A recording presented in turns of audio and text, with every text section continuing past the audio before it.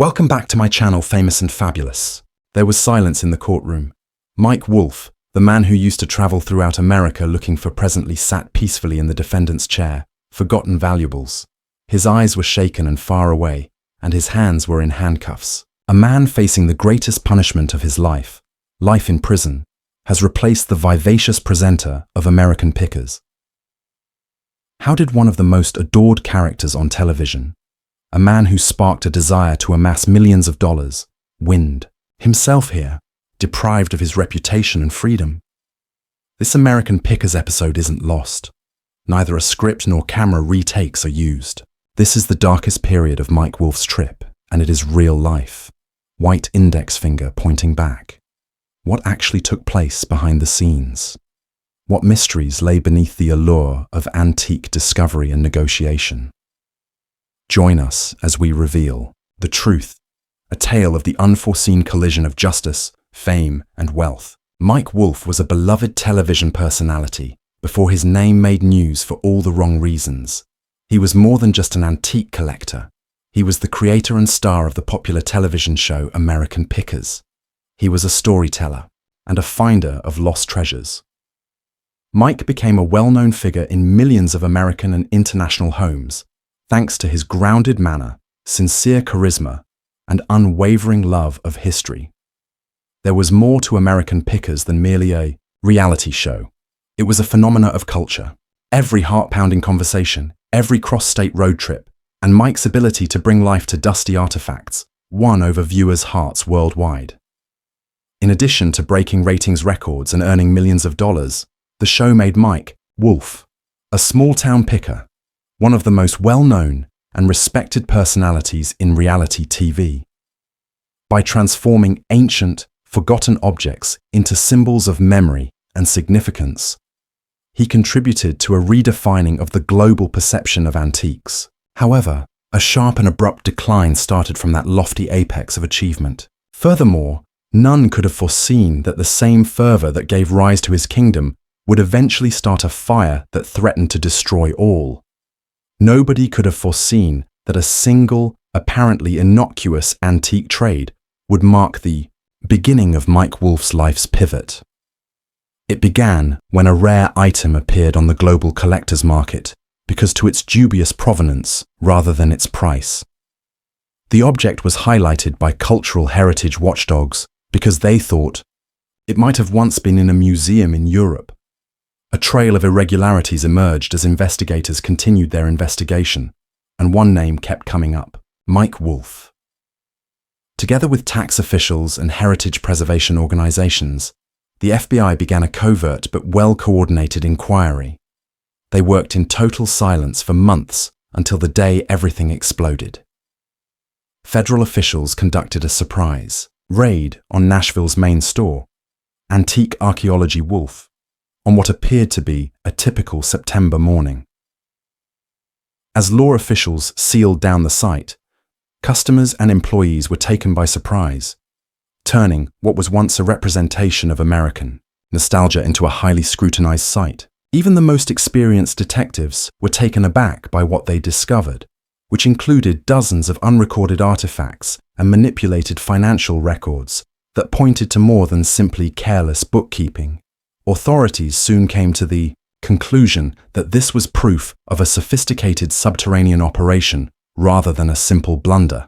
Mike Wolfe was put under formal investigation almost right away. The first accusations that made headlines were tax evasion, illegal possession of protected historical treasures, and trafficking in cultural property. It was like an unreal nightmare for the supporters. For specialists in the field, it meant that a much more thorough inquiry was under progress, and that Mike Wolfe might just be the beginning. Mike Wolfe's trial came to a spectacular end following months of heated judicial procedures. The judge pronounced the ultimate sentence, life in prison without the possibility of parole, in a moment that rocked the world and left the courtroom in stunned silence. Mike, who was once admired for his enthusiasm for conserving the past, suddenly stood still while his destiny was decided. His face went pale, as if he were a guy trapped in a time capsule, yet he didn't cry. Mr. Wolfe, the Judges' closing statements were spooky and delivered with purposeful gravity. The public's trust is the foundation of your reputation. However, behind that picture, you permitted history to be destroyed for your own benefit. This is more than just a financial offense. This transgresses our communal memory in a moral way. A voice is necessary for justice. The public's responses were immediate and sharply split. Social media took off. Globally, fans found it difficult to comprehend the news. One group steadfastly supported Mike, claiming that he had been unfairly singled out and demonized. Others praised the decision, particularly historians and cultural preservationists, who saw it as a long overdue warning to those who take advantage of cultural property for financial gain. Amidst the commotion, the Justice for Mike movement was born. In order to collect signatures, devoted supporters started an internet campaign calling for a complete review of the case and a reduction in the sentence. Even though Mike made faults, a life sentence is really a disguised death sentence. Tens of thousands of people joined the cause, according to one organizer, who called for compassion and donated to his legal defense fund. An iconic figure on television had fallen. However, the question persisted among people who grew up watching American Pickers. Is this retaliation or justice? Is this the most agonizing chapter yet? Or is this the end of a legacy? Following the shocking decision, American Pickers was formally cancelled. An eerie hush where nostalgia had flourished was left behind when a show that once enthralled millions of people disappeared from the airwaves virtually overnight. Long regarded as a haven for lovers and collectors alike, the renowned vintage archaeology store saw a sharp downturn. Online orders dropped, foot traffic decreased, and important investors discreetly withdrew. What had once been a vibrant representation of American storytelling was now cloaked in mystery. Mike Wolfe's closest friends and family started to voice their opinions during the controversy. Others demanded perspective and fairness, a recall that Mike had once brought history to life and shared it with the world, while others expressed sadness and incredulity. Social media was overflowing with emotional attributes, vintage footage, catchy sayings, and thoughts from people who were still aware of the man who once transformed rust into gold. However, once the dust settled, public opinion remained divided. On a more significant issue, was Mike Wolfe a man who gradually lost himself to fame and wealth, or was he a victim of a cruel system? Many question whether the whole truth has come to light yet, whether unspoken witnesses, unaccounted for pieces of evidence, or deals that were never made public. The idea that perhaps not everything has been disclosed is unsettling. Not only does Mike Wolfe's future seem uncertain, but so does the legacy he left behind. Even though American Pickers is over, its legacy endures. A mix of adulation, debate, and a warning that is still being written. One thing is certain, regardless of whether they are seen as trailblazers or as a fallen legend, the tale of Mike Wolfe will never be forgotten. The final decision came as a shock after months of conjecture, courtroom drama, and public discussions. The renowned American Pickers star Mike Wolfe was given a life sentence without the chance of release. The announcement shocked television, networks, fan communities, and the antiquity community as a whole. When the judge finished speaking, there was silence in the courtroom. But when a prominent figure betrays the confidence of millions to conceal the destruction of history, the impact of his words reverberated much beyond its borders. Justice needs to be heard.